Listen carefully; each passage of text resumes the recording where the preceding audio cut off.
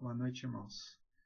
Estou fazendo esse vídeo aqui para responder um desafio lançado pelo irmão José Armindo, lá de Paranavaí, e o irmão Ivan Cordeiro, de Curitiba, onde eu estou compartilhando uma palavra vou tentar ser bem breve aqui, falar um pouco sobre a oração do Pai Nosso. Eu não tenho a menor pretensão de aprofundar muito o assunto, porque esse assunto eu entendo que é um assunto muito amplo, muito profundo, das Escrituras, da Palavra de Deus. Na medida que o Espírito Santo nos permitir tocar pela graça esses assuntos, nós vamos explanando aqui. E que o Senhor nos dê a graça, né? Nos dê o espírito de sabedoria e revelação para recebermos um pouco dessa palavra maravilhosa que o Senhor Jesus nos deixou, que é essa oração, a oração do Pai Nosso. Tá? Porque a vontade do Senhor, como Ele mesmo disse no contexto dessa palavra em Mateus, de que ela não fosse apenas uma repetição, né? Que nossa oração não fosse apenas uma repetição, mas que ela realmente fosse algo do nosso íntimo para o íntimo de Deus, né? Algo profundo, algo verdadeiro, sincero, genuíno. Então a ideia realmente é essa, né? À medida que o Espírito Santo nos permitir, nós vamos tocando essas coisas conforme a vontade dele. Bom, eu vou ler o texto aqui, Mateus capítulo 6, do verso 7 até o verso 13, acredito que já dá para a gente pegar o contexto aqui um pouco. E orando, não useis de vãs repetições, como os gentios que pensam que por muito falarem serão ouvidos. Não vos assemelheis, pois, a eles, porque vosso Pai sabe o que vos é necessário antes de vós lhe pedirdes. Portanto, vós oreis assim: Pai nosso que estás nos céus, santificado seja o teu nome. Venha o teu reino, seja feita a tua vontade, assim na terra como no céu. O pão nosso de cada dia nos dá hoje. Perdoa-nos as nossas dívidas, assim como nós perdoamos aos nossos devedores. E não nos deixas cair em tentação, mas livra-nos do mal, porque teu é o reino, o poder e a glória para sempre. Amém. Bom, esse é a oração do Pai Nosso. E dentro dessa oração, irmãos, existem ensinamentos da parte de Deus, existem coisas profundíssimas, irmãos. É uma palavra realmente maravilhosa, uma palavra de vida para nós, uma palavra que tem o poder de nos alimentar, nos nutrir espiritualmente, de trazer riqueza para a vida da igreja. E eu separei aqui, tentei separar de uma maneira que fique mais fácil para tentarmos entender. E eu classifiquei aqui, como os irmãos podem ver aqui, como 1, 2, 3, 4 e 5, em 5 partes. Ou seja, 5 assuntos macro que essa oração aborda, né, em partes aqui, né? Vou pegar aqui pela primeira parte aqui, né? Eu entendo aqui que essa primeira parte está falando da vontade do Filho em glorificar o nome do Pai, né? Eu vou ler de novo esse versículo. Portanto, vós oreis assim: Pai nosso que estais no céu, santificado seja o teu nome. Perceba que o Senhor Jesus ele tinha a vontade, uma necessidade tremenda, uma vontade iminente de glorificar o nome do Pai. Uma certa vez o Senhor Jesus ele orou assim: Pai, santifica, Pai, glorifica o teu nome. Aí o Pai prontamente respondeu: Eu já o tenho glorificado e o glorificarei ainda mais. Então, o Senhor Jesus, o foco do ministério do Senhor Jesus é obedecer e glorificar ao Pai. Ele cumpre isso em toda a sua vida. através do ministério dele. É isso que ele tem feito, glorificado o Pai. E o Senhor nos coloca, por sua vez, o Senhor nos coloca também essa necessidade, né, irmãos, de estarmos glorificando ao Pai. Eu vou ler mais um versículo aqui. João 12, 27 e 28, até o 28. Agora minha alma está perturbada. E que direi eu? Pai, salva-me desta hora, mas para isto vim a esta hora.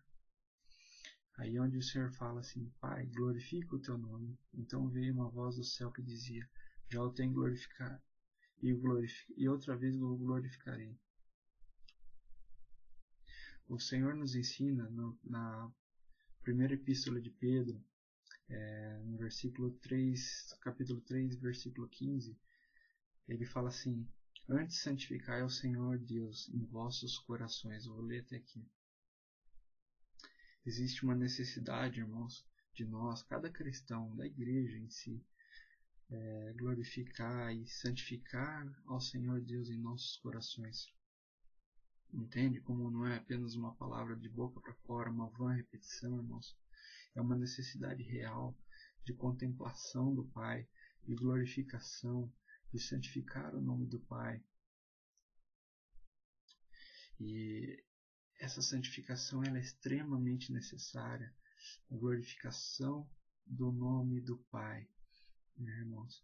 Por isso existe uma grande responsabilidade de nós sermos filhos de Deus, porque carregamos o nome do Senhor Jesus Cristo. E o nome do Senhor Jesus Cristo, ele será glorificado. E bem sabemos que alguns acabam envergonhando o nome do Senhor, porque têm vendido o Evangelho, porque não têm discernido a responsabilidade de carregar o nome do Senhor, o testemunho do Senhor. Uma necessidade real da igreja, irmãos. Por isso o Senhor colocou como prioridade na oração do Pai Nosso. A primeira coisa, o primeiro item espiritual que o Senhor colocou lá, é que da mesma maneira como Ele glorificou ao Pai, Ele deixou essa necessidade para nós, essa urgência de que nós possamos discernir essas coisas no Espírito, de glorificar ao Pai. Eu vou ler o segundo versículo aqui da oração do Pai Nosso. Onde o Espírito Santo aqui, creio eu, que ele está focado no estabelecimento do reino de Deus. Venha o teu reino, seja feita a tua vontade, assim na terra como no céu. Venha o teu reino. Perceba o que nós estamos pedindo ao Senhor nessa oração, irmãos. É muito sério. Nós estamos dizendo assim para o Senhor, que o Senhor venha e governe sobre as nossas vidas, sobre a igreja, que Ele governe, que a vontade dEle seja feita dessa maneira, né? Quando a vontade dEle estiver sendo feita nas nossas vidas, Ele virá e a vontade dEle então passará a ser estabelecida na terra como ela é feita nos céus. É esse o contexto, tá? É assim na terra como no céu. Tem uma tradução da Bíblia que diz que do mesmo jeito, da mesma maneira que ela é feita nos céus, ela passa a ser feita na terra. Né? Essa seria o sentido dessa palavra, né? A impressão que dá para essa tradução é que a vontade de Deus ela tem que ser feita tanto no céu quanto na terra, mas na verdade hoje ela já é feita nos céus, a vontade de Deus. E a necessidade que há é que a vontade de Deus seja feita na terra, porque da mesma maneira como ela é feita nos céus. Então nós sabemos que chegará um dia, logo após a tribulação, a grande tribulação, que será estabelecido o reino milenar de Cristo, conforme está em Apocalipse, em várias profecias na Bíblia. O reino milenar de Cristo será estabelecido na terra. E o governo de Deus será plenamente estabelecido na terra. As nações da terra serão realmente do Senhor Jesus Cristo. Hoje o mundo jaz no maligno. O próprio Senhor disse, o Senhor chama Satanás de príncipe deste mundo, ou príncipe dessa era. Nós sabemos que essa era jaz no maligno. E essa era se findará no fim da tribulação, da grande tribulação, onde o Senhor passará então a governar os reinos da terra e a vontade do Senhor será plenamente estabelecida na terra. É isso que nós estamos pedindo para o Senhor quando oramos essa parte. Né? Venha o teu reino, seja feita a tua vontade, primeiro na igreja, né? Primeiro o reino já está entre nós, ele já está em nós, o reino é o próprio Senhor Jesus Cristo. Mas aí então, se cumprindo essas coisas, ele passa a se cumprir em toda a terra. Essa é a vontade de Deus, irmãos. Perceba que o reino ele está intimamente ligado com o governo. Não existe reino sem governo. E o governo se dá por conta da nossa obediência a Deus. Nós temos que nos submeter a Deus. O reino de Deus é chegado, lógico. O Senhor Jesus já veio, né? Mas a questão do governo, irmãos, ela é muito séria. Muito séria. Eu vou ler um versículo aqui. Hebreus 5:8. Ainda que era filho, aprendeu a obediência por aquilo que padeceu. O nosso Senhor Jesus Cristo, ele padeceu e foi obediente até o fim a Deus. E da mesma maneira, irmãos, o Senhor quer que nós aprendamos a obediência pela nossa experiência com Deus, por aquilo, pelas aflições que passamos. Não despreze as aflições de Cristo, porque as aflições nos conduzem à obediência, nos conduzem à perseverança. Né? As nossas experiências que passamos aqui com Deus, onde nossa fé é aperfeiçoada, né? E nos conduz à obediência. E eu vou ler mais um versículo aqui. 1 Coríntios 15, 27 e 28. Porque todas as coisas sujeitou debaixo de seus pés. Mas quando diz que todas as coisas lhe estão sujeitas, claro que se excetua aquela que sujeitou todas as coisas. E quando todas as coisas lhe estiverem sujeitas, então também o mesmo Filho se sujeitará àquele que todas as coisas lhe sujeitou, para que Deus seja tudo em todos. Então essa é a vontade de Deus, irmãos. Que Deus seja tudo em todos. Nós vemos lá em Apocalipse que Deus será tudo em todos no final do milênio. Lá no trono branco. Quando o Senhor Jesus Cristo, quando o Pai sujeitou todas as coisas debaixo dos pés do Senhor Jesus Cristo, e o Filho entregará de novo ao Pai o reino, e Deus então poderá ser tudo em todos, e a vontade de Deus estará plenamente satisfeita de uma maneira total, sem limitações, né? Deus será tudo em todos. Imagina que maravilha que será isso. E é dessas coisas que esse versículo fala, né, irmão? Quando nós pedimos ao Senhor, assim na terra como nos céus. A parte 3 fala do alimento para nossas almas, o pão da vida. Eu vou ler aqui Mateus 6:11. O pão nosso de cada dia nos dá hoje. Irmãos, claro que não é errado pensarmos que necessitamos de Deus para nos alimentar fisicamente, para nos dar pão diário realmente, o nosso alimento, o nosso vestir, né? Assim o Senhor nos ensina quando ele fala das aves dos céus, dos lírios dos campos, né? Que o Pai os sustenta, o Pai os veste. Sim, é verdade. O Senhor nos cuida, com certeza. Mas eu creio que na oração do Pai Nosso o Senhor está falando de algo mais profundo que isso. O Senhor está falando do alimento diário, como o pão da vida, a palavra de Deus que é o próprio Cristo. Eu vou ler um versículo aqui para embasar um pouco mais isso que nós estamos falando. João 6,33. Porque o pão de Deus é aquele que desce do céu e dá vida ao mundo. Mateus 4:4. Ele, porém, respondendo, disse: Está escrito, nem só de pão viverá o homem, mas de toda a palavra que sai da boca de Deus. Dessa maneira, irmãos, nós podemos experimentar, né, o pão da vida de uma maneira diária. Porque só dessa maneira, irmãos, podemos estar dentro daquela palavra que o Senhor diz que aquele que perder a sua vida por amor de mim encontrará. Né? Nós podemos, a tradução mais correta seria perder a sua alma por amor de mim encontrará. Mas como, irmão, perder a nossa alma? Como deixar que a nossa alma perca a sua vontade, esteja com a vontade subjugada debaixo da vontade de Deus? De nós mesmos é impossível, irmãos. Só através da palavra viva do próprio Cristo, né?